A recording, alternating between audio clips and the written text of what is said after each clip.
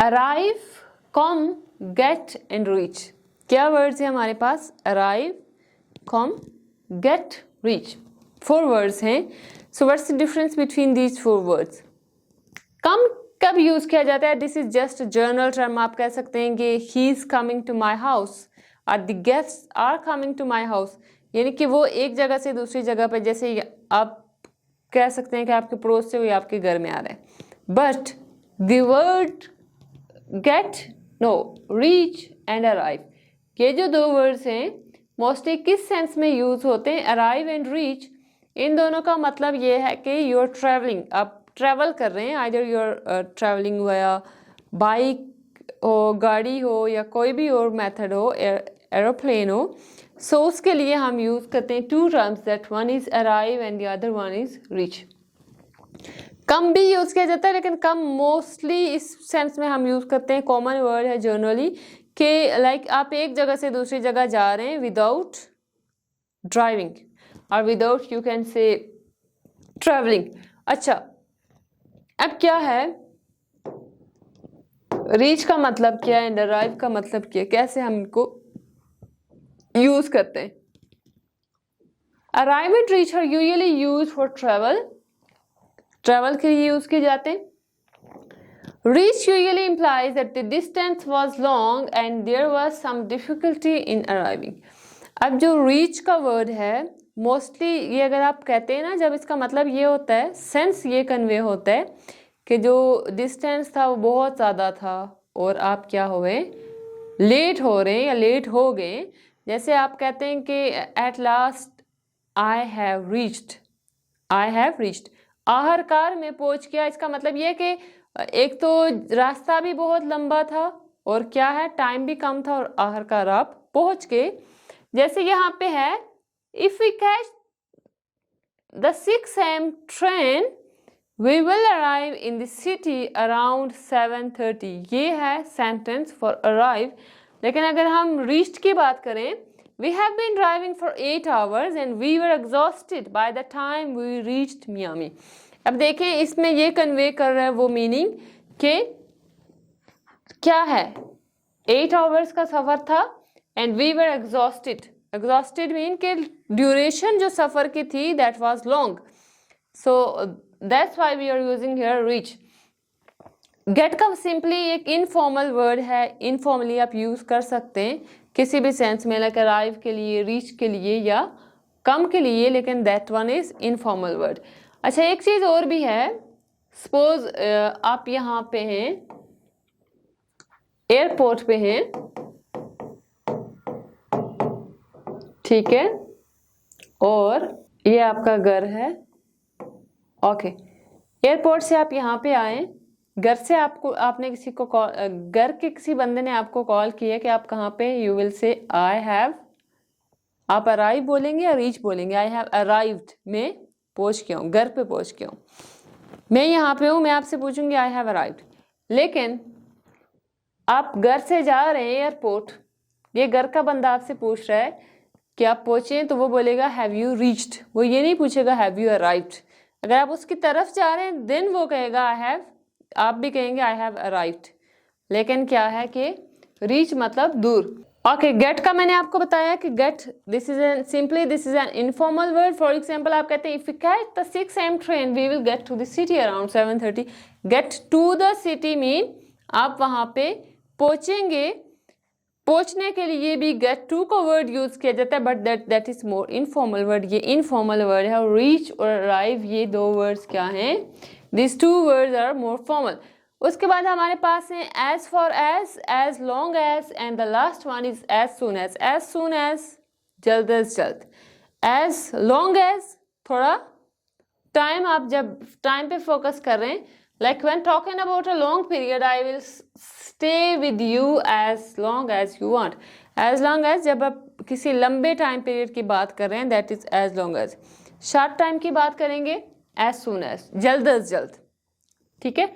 As far as का मतलब ये है कि दूर, दूर मतलब एज लॉन्ग एज मैंने टाइम बताया, duration. As far as mean location के हिसाब से दूर।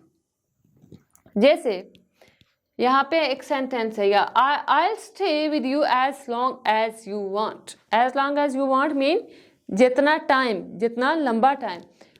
Condition that is a requirement, you can go to the party as long as you're back by. अच्छा, एक सेंस इसका ये भी होता है कि एक कंडीशन के लिए भी हम कहते हैं कि जब तक ये ना होता तुम नहीं जा सकते, जब तक पार्टी एंड नहीं होती तो खाना नहीं मिलेगा. So this is a condition. With conditions we can also use as long as. और दूसरा सेंस क्या होता है, आप ड्यूरेशन या टाइम के हवाले से कहते हैं कि ये चीज़ इतने टाइम तक है, so that is as long as. Okay, as soon as, when one thing happens at the same time as another or immediately after another, the phone rang as soon as I walked into my apartment. दो चीज़ें हैं, दो conditions है आपके पास. एक काम अगर बहुत जल्दी हो रहा है, यानी कि दो काम हैं, देयर आर टू वर्क्स, और दोनों एक साथ इमीडिएटली नहीं हो रहे, लेकिन एक खत्म होता है एकदम दूसरा स्टार्ट. फॉर एग्जांपल, मैंने एक लेक्चर स्टार्ट किया, जो ही मैंने लेक्चर स्टार्ट किया मेरी दूसरी क्लास स्टार्ट हो गई. सो इसका मतलब ये है कि as soon as I finish this lecture my second class started. इसका मतलब ये है कि एक चीज़ अभी ख़त्म हुई है, दूसरी स्टार्ट हो गई. और एज सून एज दूसरा मैंने आपको एक और मीनिंग भी बताया इसका. Okay, the phone rang as soon as I walked into my apartment. के जो फ़ोन की घंटी बजी एज सून एज जू ही मैं अपार्टमेंट पहुंचा. अभी आप अपार्टमेंट पहुंचे, अभी मोबाइल की घंटी बजी. इसका मतलब ये है कि एक काम अभी फिनिश हुआ और सेकेंडली उसी के साथ ही स्टार्ट हो गया. Yes, as far as degree या डिस्टेंस बताएंगे तो as far as. I walk with you as far as the corner. As far as the corner mean corner तक, वहाँ तक. इसका मतलब ये है कि आप किसी को डिस्टेंस के सेंस में कर रहे हैं, एज लॉन्ग एज टाइम. या ओपिनियन के सेंस में भी हो सकता है, as far as I know, जहाँ तक मैं जानता हूँ या मैं जानती हूँ. Okay, after that we have assure, ensure and insure. Assure, ensure and insure तीन वर्ड्स हैं. अब इन तीनों वर्ड्स में क्या है, there is a difference between these words. Assure का मतलब होता है, assure means to tell another person something to remove doubt और एग्जाइटी. जब आप हम किसी दूसरे बंदे को ना कोई चीज़ यकीन दिला रहे होते हैं कि उसको कोई डाउट ना हो, या उसको यकीन दिलाते हैं, then we use assure. Assure, I assure you that this pencil will work. क्या करेगी, बेटर देन बिफोर. अगर आपने ये ठीक करके दी है तो you can say I assure you that this pencil will work better than before. पहले से ज़्यादा अच्छे तरीके से काम करेगी ये. सो I was afraid we would miss the flight, but my husband assured me we would get to the airport in time. अब उसने क्या कहा, assured me, यकीन दिलाया. I assure you that the water here is perfectly safe to drink. मैं आपको यकीन दिलाता हूँ. I assure you, मैं आपको यकीन दिलाता हूँ. Okay, assure के बाद यूज करें any noun or pronoun. I assure him, I assure her, I assure you. उसके बाद है insure. Insure का मतलब ये है कि insure is something you do to guarantee a specific result. अब assure मैंने आपको बताया यकीन दिलाना, क्योंकि दूसरे बंदे को क्लैरिफाई करना. बट insure मीन गारंटी देना. किसी चीज़ की जब आप गारंटी देते हैं ना, जैसे आप कहीं से लैपटॉप लेके आते हैं किसी शॉप से, तो वो लैपटॉप शॉप वाला आपको गारंटी देता है 1 साल की, 2 साल की, 3 साल की. That is called ensure. आप दूसरे बंदे को गारंटी दे रहे हैं, that is called ensure. We order 10 pizzas to ensure that there would be enough food for everybody. उन्होंने ये किया, 10 पिज़्ज़े ऑर्डर किए. 10, यस. हाँ, क्या चीज़ इंश्योर करने के लिए, इंश्योर का मतलब क्या था, गारंटी के ये कितने लोग खा सकते हैं, दैट ये जितने भी वहाँ पे लोग हैं ये सब वो खा सकते हैं, या उनके लिए काफ़ी है.